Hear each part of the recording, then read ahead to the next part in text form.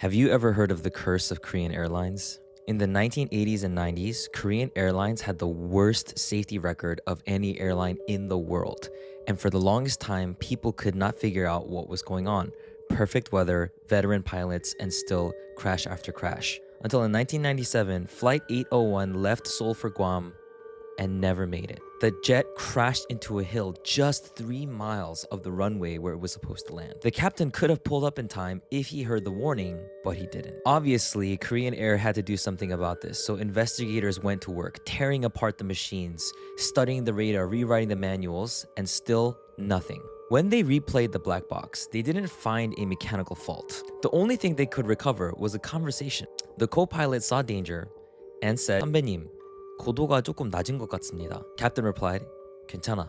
곧 보일 거야." Seconds later, impact. Everyone died. So what happened? The literal translation of the Korean to English makes it sound like the captain and co-pilot were completely oblivious to what was happening, even negligent, but that was not the case. The real culprit that was found was not man or machine, but the Korean language. Korean culture prioritizes hierarchy, and the language reflects that. For example, the Korean language has a ridiculous number of ways of asking, "Did you eat?"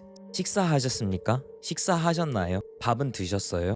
밥 먹었어요? 밥 먹었어? 밥 먹었냐? This number of distinct levels of formality makes the Korean language the most formal language in the world. But then, the language gets even more complicated by the fact that you're not expected to say what you really mean. In Korean, you are responsible as the speaker to say what you need to say as politely as possible. Then, as the listener, you are responsible for correctly interpreting what the speaker was trying to say. As you can imagine, this turns into quite the convoluted dance of language, and if any of you have dated a Korean person, you know. Now, whether you find that aspect of the Korean language beautiful or stupid, the fact of the matter is that that pressure to maintain and honor hierarchy in situations that call for blunt honesty, like, I don't know, flying a plane full of people, was costing too much money and too many lives. In 1999, Korean Airlines hired a consultant from outside the country to solve the mystery of the Korean Airlines curse. After thorough investigation, he came up with one simple solution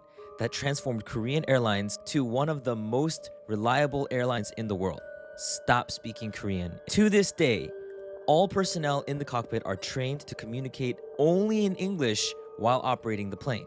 What's your take on this aspect of Korean culture? Do you find it fascinating? Do you find it frustrating? I'm curious to know.